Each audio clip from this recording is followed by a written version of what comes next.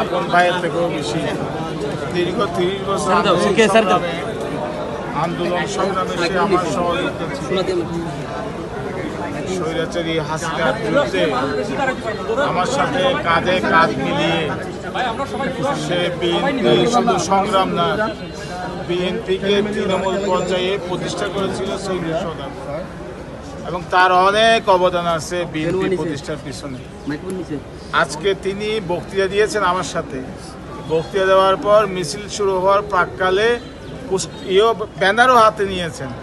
এর মধ্যে তিনি তাকে আল্লাহর মেহমান হিসেবে তিনি, এটা আমার জন্য খুবই দুঃখ। আমার অপূরণীয় ক্ষতি হয়েছে এবং বিএনপিরও অপূরণীয় ক্ষতি হয়েছে। তাই এই শূন্যতা পূরণ করার মতো না। আসলে আজকে আমাদের 2-3 দিন থেকে আমাদের আজকে গণা মিছিল আমার কাজে হওয়ার কথা ছিল। আমি ঠিক 2টা বাজে পার্টি মিশে এসেছি, ওনাকে এখানে দেখেছি, চেহারা কালো দেখেছি, আমার সাথে কথা হয়েছে। আমি উপস্থাপনার দায়িত্বে ছিলাম।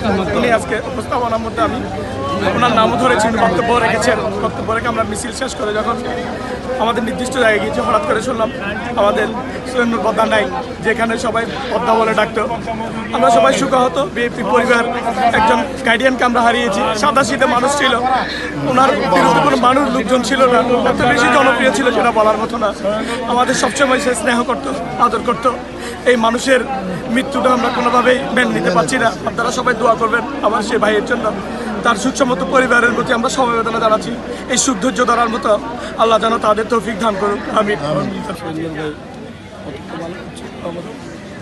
আমাদের একজন অভিভাবককে আমরা হারিয়েছি।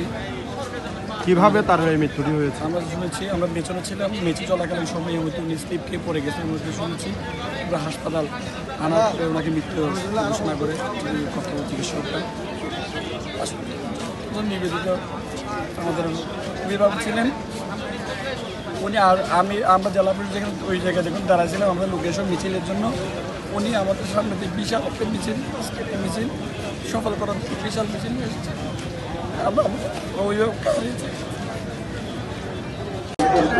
আমাদের এক অভিভাবক সদর উপজেলা বিএনপির সাধারণ সম্পাদক সৈনুর বদ্দা আজকে আমাদের মিছিলে সহকারে সে যোগদান করেছেন। পরবর্তীতে সে মিছিলের যাওয়ার পূর্বে মুহূর্তে সে বক্তব্য দিয়েছিলেন কাজল ভাইয়ের নেতৃত্বে যে প্রতিবাদ সমাবেশ মানববন্ধন যেটা অনুষ্ঠিত হয়েছিল তার ধারাবাহিকতায় বাজারগাড়া যাওয়ার আগ মুহূর্তে সে একদম ঢুলে পড়ে যায় মাটিতে। পরবর্তীতে হাসপাতালে নিয়ে এসে সে মৃত্যুবরণ করেন। এরকম নিবেদিত প্রাণ যে আজকে আমাদের কাছে চলে গেছে, এটা জন্য আমরা খুব বেশি শোকাহত। আচ্ছা, আমরা বিএনপি পরিবার অনেক বেশি শোকাহত। আমরা একজন বিএনপি পরিবারকে হারিয়েছি।